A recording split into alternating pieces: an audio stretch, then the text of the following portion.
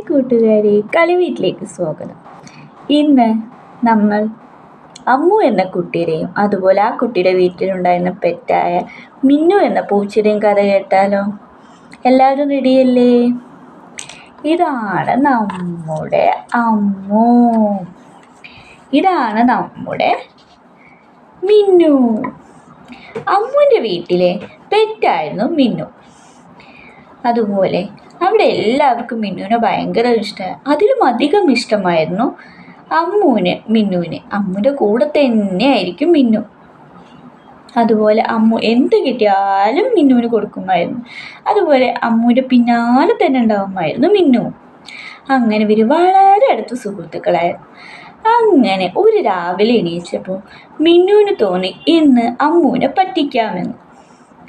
അങ്ങനെ മിന്നു എന്ത് ചെയ്യും? വീട്ടിൻ്റെ ഫ്രണ്ടിലായിരുന്ന കാർ ഷെഡിൽ ഒളിച്ചിരിക്കും. രാവിലെ എഴുന്നേറ്റ അമ്മു മിന്നുവിനെ കുറേ നോക്കി, കാണാനേ ഇല്ല. വീട്ടിൻ്റെ പുറകുവശം നോക്കി, അടുത്ത വീട്ടിൽ നോക്കി, എല്ലാവിടെയും നോക്കി. അമ്മുവിന് വല്ലാത്ത വിഷമവുമായി. അങ്ങനെ വിഷമിച്ച് കരഞ്ഞുകൊണ്ട് സിറ്റ് ഔട്ടിലിരിക്കുമ്പോൾ അവിടെ കാർ ഷെഡിൽ ഒരു ഷീറ്റിൻ്റെ അടിയിൽ ഒരു അനക്കം കണ്ടു.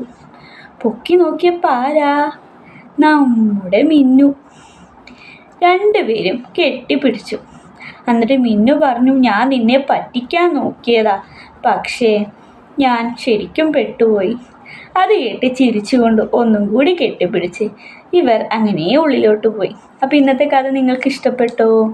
ഇഷ്ടപ്പെട്ടെങ്കിൽ ലൈക്ക് ചെയ്യുക, ഷെയർ ചെയ്യുക, കമൻറ്റ് ചെയ്യുക. ബൈ.